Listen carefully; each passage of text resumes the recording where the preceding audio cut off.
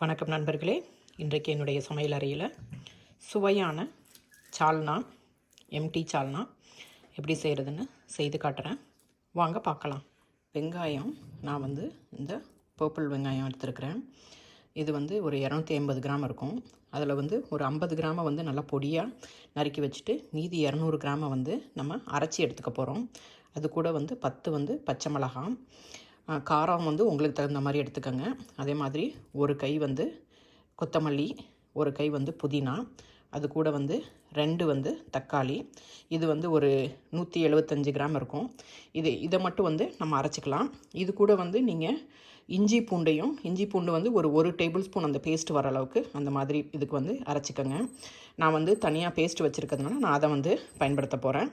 இப்போ இதை நல்லா அரைச்சி எடுத்துக்கலாம். இப்போ அடுப்பில் ஒரு பாத்திரத்தை வச்சுட்டு அதில் தேவையான அளவு எண்ணெய் சேர்த்துக்கோங்க. நான் ஒரு 5 டேபிள் ஸ்பூன் எண்ணெய் இதில் சேர்த்துருக்கேன். எண்ணெய் சூடாகட்டும்.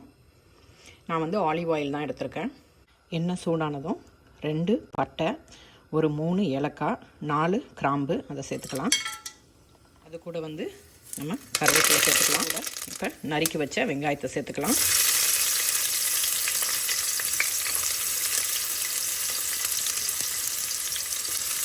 வெங்காயம் வதங்குறப்ப இஞ்சி பூண்டு பேஸ்ட்டு 1 டேபிள் ஸ்பூன் சேர்த்துக்கலாம். இந்த அரைச்சி வச்ச இந்த விழுதையும் நம்ம இந்த வெங்காயத்தோடு சேர்த்துக்கலாம். வெங்காயம் தக்காளி பேஸ்ட்டு வதங்கிக்கிட்டு இருக்கப்போ நம்ம அதே மிக்ஸி ஜாரில் ஒரு 50 கிராம் முந்திரி, 2 டேபிள் ஸ்பூன் கசகசா, அப்புறம் நறுக்குன தேங்காய், இது ஒரு 80 கிராம் இருக்கும்.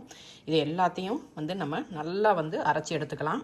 முதல்ல தண்ணி சேர்க்காமல் அரைங்க. அப்புறம் கொஞ்சம் கொஞ்சமாக தண்ணி சேர்த்து அரைச்சிங்கன்னா நம்மளுக்கு நல்ல மைய அரைச்சிக்கலாம். கூட இப்போ ஒரு டீஸ்பூன் மஞ்சத்தூள் போட்டுக்கோங்க. 1 டீஸ்பூன் மிளகாய்த்தூள், 2 டீஸ்பூன் மல்லித்தூள், 2 டீஸ்பூன் சிக்கன் மசாலா இல்லை மட்டன் மசாலா, கொஞ்சம் கலருக்காக காஷ்மீரி மிளகாய்த்தூள், எல்லாத்தையும் நம்ம நல்லா கலந்து விட்டுக்கலாம். இது ஒரு டீஸ்பூன் போட்டுக்கலாம். இன்னும் நமக்கு ஒரு 1.5 டீஸ்பூன் தேவைப்படும். இப்போ இதை மட்டும் நல்லா கொஞ்சம் வதங்கின பிறகு நம்ம திரும்ப தண்ணி சேர்த்துக்கலாம். இப்போ ஒரு கப்பு தண்ணி சேர்த்துக்கலாம்.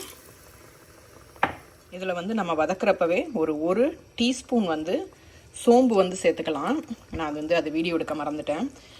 சோம்பு நீங்கள் சோம்பாக சேர்த்துக்கோங்க. அப்படி இல்லைனா நம்ம மிளகாத்தூளெல்லாம் சேர்க்குறப்ப சோம்பு பொடி சேர்த்துக்கலாம். இப்போ ஓரளவுக்கு கொஞ்சம் எண்ணெய் பிரிஞ்சு வர மாதிரி இருக்கிறப்ப கடலை மாவு ஒரு 1.5 டேபிள் ஸ்பூன் நல்லா முதல்லையே கரைச்சி வச்சுக்கோங்க.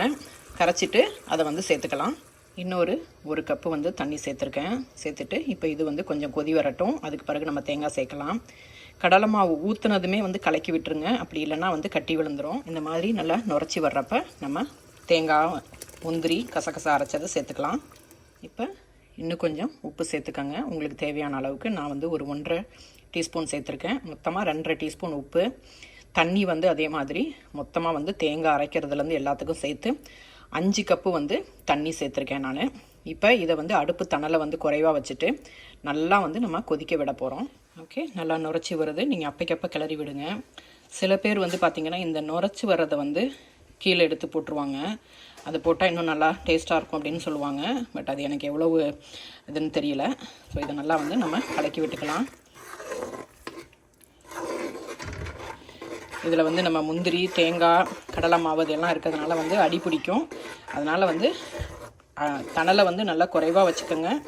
நல்லா கொதிக்கட்டும். ஆனால் நடுவில் கலக்கி விட்டுக்கோங்க. சுவையான சால்னா, எம்டி சால்னா தயாராகிருச்சு. நான் அடுப்பில் ஒரு 20 நிமிஷம் அதை லோ ஃப்ளேமில் குக் பண்ணேன். அதை நான் சொல்ல மறந்துட்டேன். இதை நம்ம சப்பாத்திக்கு, பரோட்டாக்கு, இட்லி, தோசை, அது மாதிரி எல்லாத்துக்குமே நம்ம சாப்பிட்றதுக்கு நமக்கு இது நல்ல ஒரு காம்பினேஷன். நம்ம இந்த சால்னாவில் காய்கறி எதுவுமே நம்ம போடலை. குழந்தைங்க கண்டிப்பாக இதை விரும்பி சாப்பிடுவாங்க. அதனால தான் வெங்காயம், தக்காளி எல்லாத்தையுமே நம்ம அரைச்சி போட்டிருக்கோம். அந்த மாதிரி இருக்கப்போ குழந்தைங்க இதில் எதையும் எடுத்து வைக்க தேவையில்லை.